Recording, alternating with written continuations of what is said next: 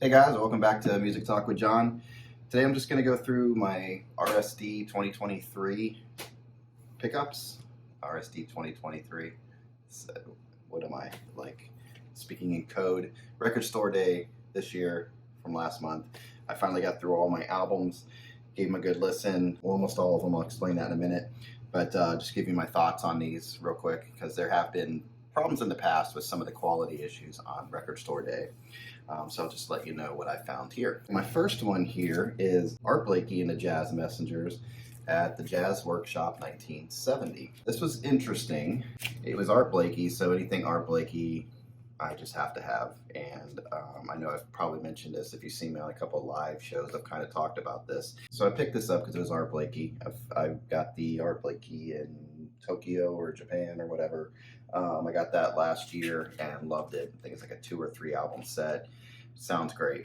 At first I couldn't get a hold of this one, and I finally got a copy. And then once I had it in my hands, I'm kind of looking at it and I'm like, Gearbox Records, I've never heard of that. And then a lo-fi historic release, and I'm like, lo-fi? Never heard of lo-fi before. And then I was reading the back here, it says a note about sound quality, and I'm like, lo-fi sound quality, this can't be good. So anyway, the spirit of releasing this record is to uphold the true value of Record Store Day, where previously unreleased treasures are brought to the public at large through their local record stores. So it goes on to say, hey, this isn't the best sound you're going to get. We did our best to capture it and grab this because this isn't even like a historic event or anything. It's just a Blakey performance, right? So I played it, and yeah, when you hear it, it's very muffled. Microphones either weren't working or placed not in a great place.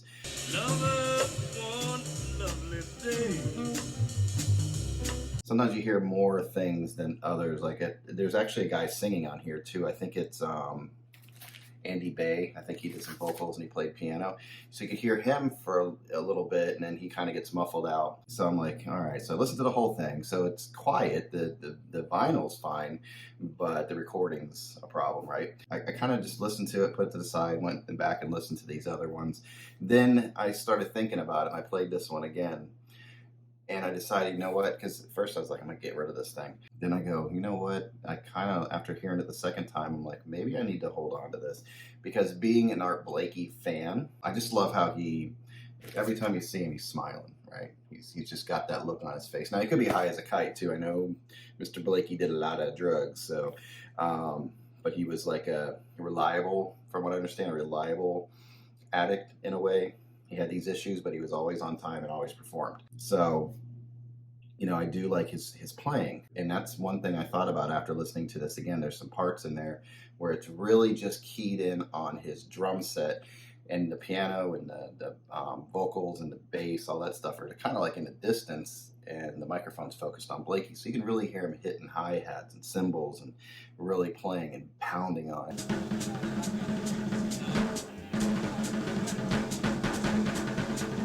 So I'm like, this is kind of like an album for the Blakey fan. So with that in mind, I decided to go ahead and keep it. And it just goes into the collection there with the Blakey stuff. But I thought from that point of view, being a Blakey fan, being able to hear him really well, it's like, I'm going to keep this thing. The next one I have here is Cantite. I kind of thrown off when I first heard it because I'm listening to side A. Sounds good, get through side B, and by the end of side B, the very last song, I'm like, that sounds like I just heard that. And I go back and I look at the track listing, and it's Rolling and Tumbling. Rollin' and Tumblin' is number 3 on side A, and it's also number 5 on side B. And I'm like, what the hell? Why did they put the same song? I still wonder why they put the same song on here twice. They could have just made 9 songs, I guess. But when I went back and looked, it's not on this part, the little, I guess, the hype cardboard, whatever you call this stuff. But it's here on the back of the album, and it actually says Rollin' side 1. That one is Rollin' Tumblin' without a harmonica. And then side 2, Rollin' and Tumblin' with a harmonica. So there you go. That's your difference. I guess they couldn't decide which one was better, so they put them both on there. This one was a collector's edition. It's the classic 1976 album from these guys. It's psychedelic blues. I started last year kind of getting into psychedelic music, like the 13th Floor Elevators. I think Moving Sidewalks is kind of considered psych, and then Pink Floyd falls into that psych, early into prog kind of thing. But it has this cool vinyl. I just thought it was kind of neat. It's translucent. You can see right through it. So just kind of a cool looking album. But the quality on this, nice and quiet, and everything else is fine as far as the recording quality. So I guess you could say the vinyl's quiet and the recording quality is really good too. So no issue with this album. The next one that I have here, this is a blues album. This is James Cotton, and man, this is good. Some good harmonica blues. Wasn't really familiar with him before, but I've done really well in the past on Record Store Day with blues music, so I went ahead and picked this up. But this says James Cotton can be counted as one of the harmonica greats in rhythm and blues. This is recorded in Chicago during the 60s, and a friend of mine said that's the period that you want of him, so I went ahead and picked it up. And the quality's fine, sounds good. The vinyl's quiet, and the recording sounds good. I don't think there was any special, I think this is just on black vinyl. Oh no, actually no, that's right, this had this cool look to it. How could I forget this one? It's on this blue vinyl, it's like really cool. Almost forgot that, but yeah, that looks nice. So, and they kind of matched it to the album cover. They put him, in that sort of blue look there, like that. So it goes well.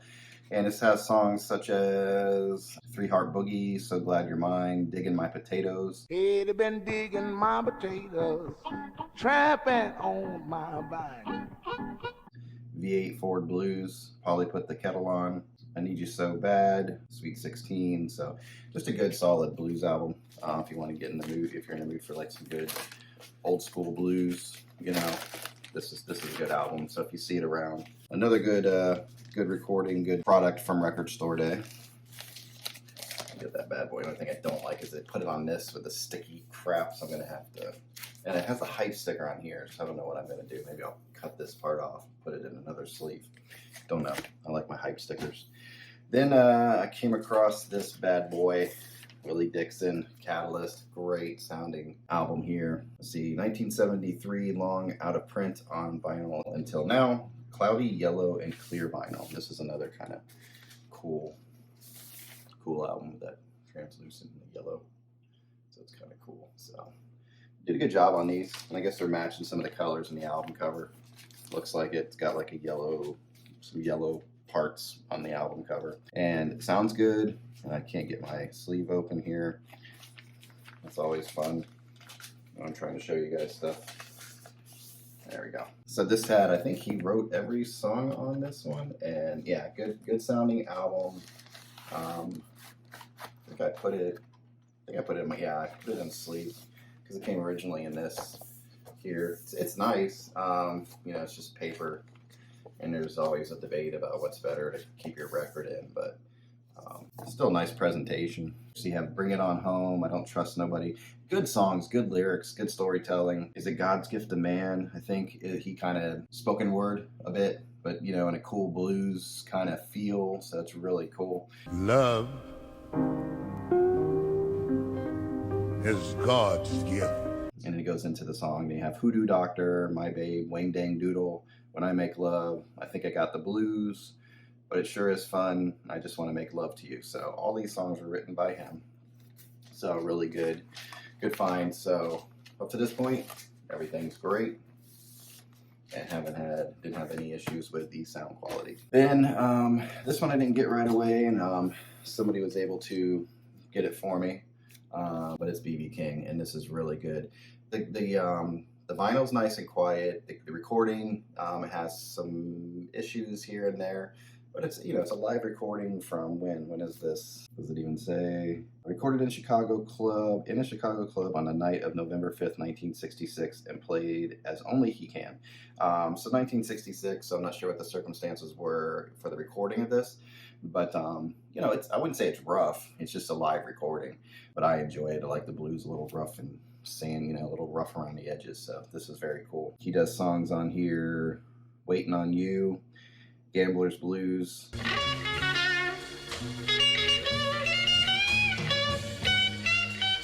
Tired of Your Jive, Nightlife, Buzz Me, Don't Answer the Door, Blind Love, I Know What You're Putting Down, Baby Got Lost, Gonna Keep on Loving You. Most of those, it looks like, were written by him, a good majority of them. And it goes a little story about it here. I think this is on just regular black vinyl. Yep. And it's on the Blues Way label, so I think they did a good job. Sounds good. So another good blues album. I don't think I've had any blues that I've been disappointed in on Record Store Day. I really haven't. I think they do a good job with this genre. And then this I did get right away. This was the Muddy Waters Woodstock album. And you have two of the guys from the band here, two that I recognize. You have Levon Helm on drums and bass, and you have Garth Hudson on organ, accordion, and saxophone. There's even like a saxophone, not a saxophone, but a accordion sort of solo segment in here.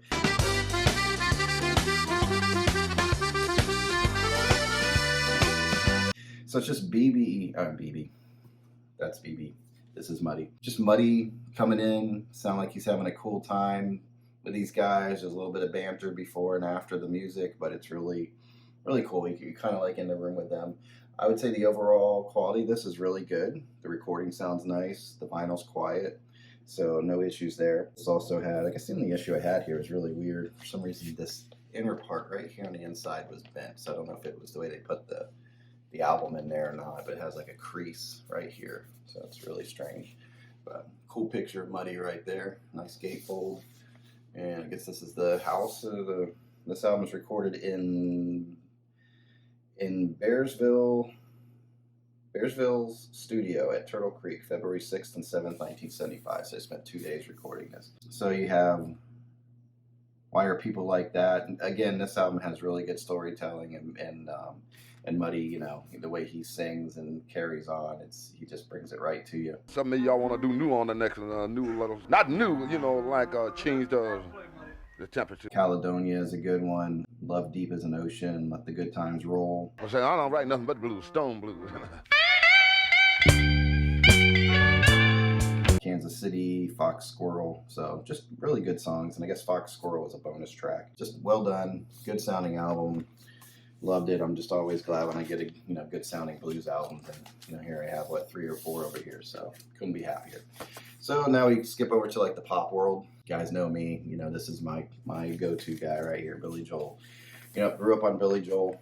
Don't care what people in the vinyl community say about him. Just a true talent. Just everybody goes, oh, we didn't start the fire. Okay, all right. You know what? There's a lot of music before that. Wake up, guys. Come on. Come on. But anyway, this is a fun album. This was recorded in 1975. It just captures, I guess, what small. I guess this would have been a small venue. I'm guessing what these venues would have been like in the 70s. There's a lot of banter with the audience. There's a lot of just free form, just having fun, and you can see it in here because when I first saw that this was coming out, I was like, he's doing some songs on here. First of all, he did his original songs that I've never heard live before, like Roberta, The Mexican Connection, Root Beer Rag, just songs like that. And, I like those songs, and it was kind of cool to hear those live and with the energy of a live performance. But then I saw he was like doing You Are So Beautiful. You are so beautiful. Benny and the Jets.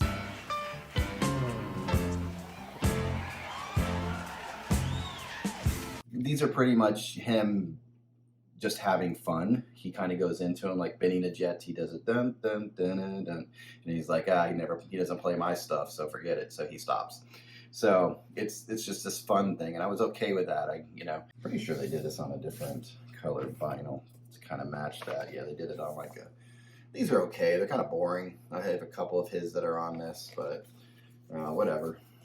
Has a polyline sleeve in there. If you're a Billy Joel fan, I think it's a must-have. I had a friend of mine listen to it recently. He's okay with Billy Joel, take him or leave him, but he really enjoyed listening to this, so it's a good album. So, yeah. Opaque Gray is what it is. And then it's interesting to have for me to have a Billy and an Elton release on Record Store Day. And they put out this for Don't Shoot Me, I'm Only the Piano Player, and it's just basically... what did they do with it? Record Store Day exclusive, 2 LP set, red marble vinyl, I'll show you that. Includes original album and lyric book, plus newly compiled LP of session demos. And the session demos are kind of cool. So you have one album that's the first one's the original album, and then you have the second one of the demos.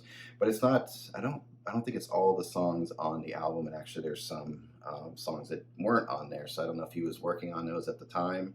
I'm not really sure the story behind it, but it. So like side one is Daniel, Teacher, I Need You. Oh, teacher, I need you like a little child. Elderberry Wine, Blues for Baby and Me. Some blues for baby and me. And High Flying, or Midnight Creeper. So side one of the second one here is all those songs except they took Midnight Creeper and exchanged it with High Flying Bird, which is actually the last song on the album. And then they threw in High Heel Sneakers and Skyline Pigeon. Yeah, Skyline Pigeon is the two they threw on here. So a little bit of conversation in there. You can get a feel for what they were doing in the studio. I don't mind these when they do that on vinyl, when there's just one album, one shot for each song, and it kind of gives you a feel of what was happening at the time. So I really enjoyed it. If you're an Elton fan, it's a must-have. So the book that it came with, I guess this is a duplicate or a replica of the original book. Elton hiding his face. Got the guys in the back.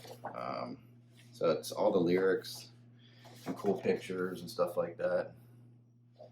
The vinyl is really cool looking too. So let's see. Let's pull out the album.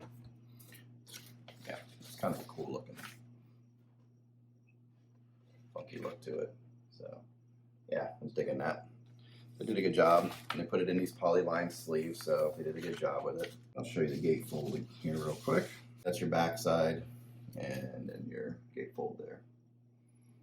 And this wasn't a favorite album line of his. I stuck with the originals, didn't really pay this one much attention.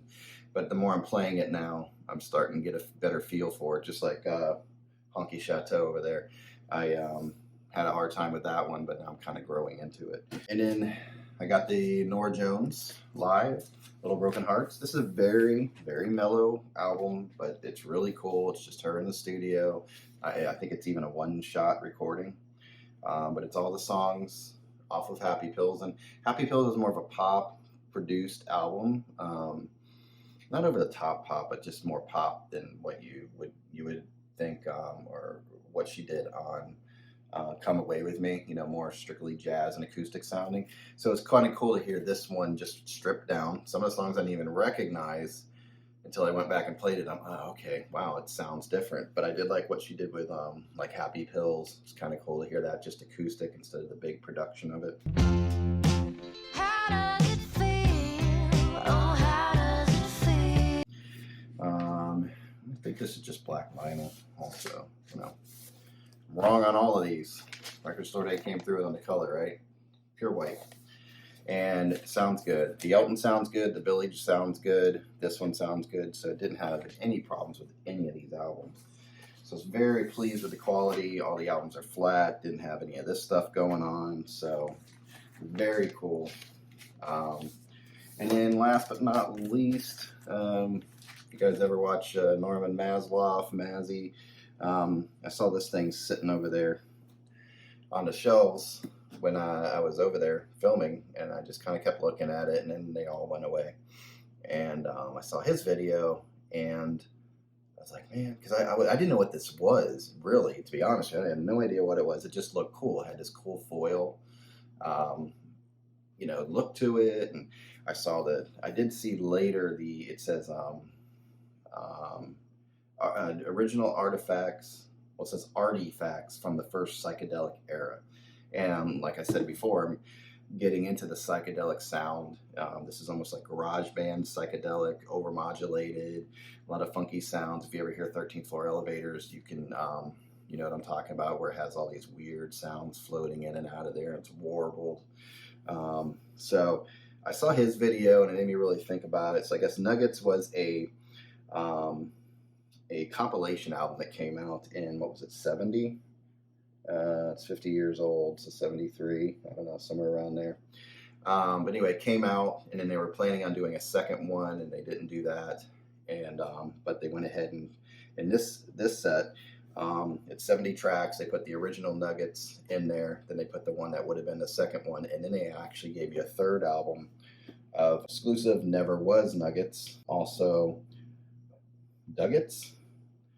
It also includes a 16-page booklet. So it has a poster in here, has a booklet. You have two double albums and the extra album. And just, I mean, all those songs on here, just crazy. And I listened to the first album. I haven't listened to the rest. First album looks good and it sounds really good. So they did a good job on this. Some of these groups I'm kind of familiar with, and the songs too. Like there was Dirty Water, the Vandals. Well, I love that dirty water. Love that dirty water. You know that whole song. I had the Electric Prunes. I had Too Much to Dream today or last night. I had too much to drink last night. Too much to drink. Then you have the Leaves doing Hey Joe. Hey, Joe, you know with that gun in your hand. I'm looking forward to hearing the rest of this. I completely enjoyed the first album. Just sounded really good. And I'm very satisfied with the quality of what I got. And I haven't really heard anybody complaining about any of the stuff. So I think this year was pretty good. So anyway, if you guys have any thoughts about this video or your experience with Record Store Day, please put it down in the comments. Until next time, I hope you guys are enjoying your music, all right? Take care out there. Bye.